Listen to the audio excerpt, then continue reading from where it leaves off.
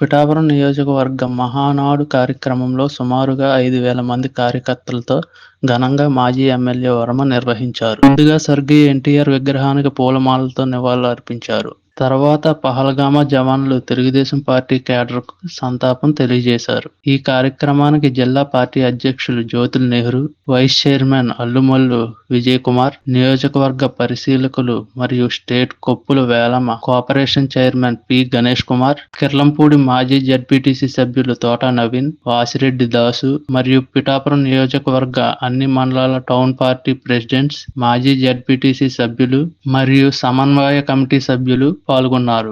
ఈ కార్యక్రమంలో వర్మ మాట్లాడుతూ పార్టీతో పోరాడి రాత్రనక పగలనక కేసులు పెట్టుకుని ధర్నాలు చేసి చంద్రబాబు నాయుడు గారి అరెస్ట్ సమయంలో నెలల తరబడి ధర్నాలు చేసి నిరాహార దీక్షలు చేసి ఈ పార్టీని ముందుకు తీసుకొచ్చింది మన తెలుగుదేశం పార్టీ కార్యకర్తలు. అధికారంలో తీసుకొచ్చింది తెలుగుదేశం పార్టీ కార్యకర్తలు అని చెప్పి తెలియజేస్తా ఉన్నాం.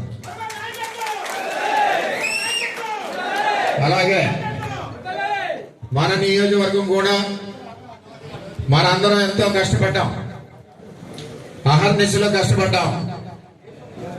అటు చంద్రబాబు నాయుడు గారు కానీ లోకేష్ గారు కానీ ఇద్దరు నాయకత్వాన్ని బలపరుస్తూ మనం కష్టపడి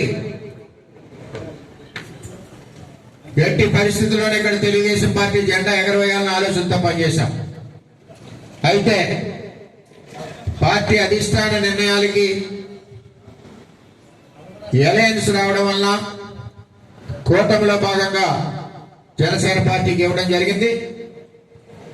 ఆ సమయంలో కూడా కార్యకర్తలందరూ కూడా చంద్రబాబు నాయుడు గారు నా మాట శిరసావహించి ప్రతి ఒక్క కార్యకర్త భార్య పిల్లలతో పనిచేసి జనసేనని గెలిపించడం జరిగిందని చెప్పి తెలియజేస్తా ఉన్నాం.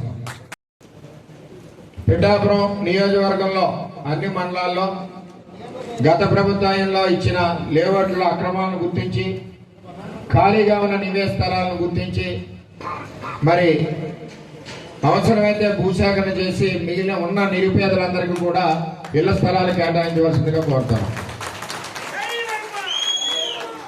గత తెలుగుదేశం ప్రభుత్వంలో వివిధ గ్రామాలు పట్టణాల్లో అనుమతులు పొంది పనులు ప్రారంభించిన 28 కాపు, బీసీ, ఇతర బీసీ ఉపకులాలు, ఎస్సీ మరియు ముస్లిం సామాజిక వర్గాల భవనాలని త్వరితగతిన పూర్తి చేయాలి మరియు వాటికి కేటాయించిన స్థలాలను కూడా పరిరక్షించాలని చెప్పి కోరడం జరుగుతుంది.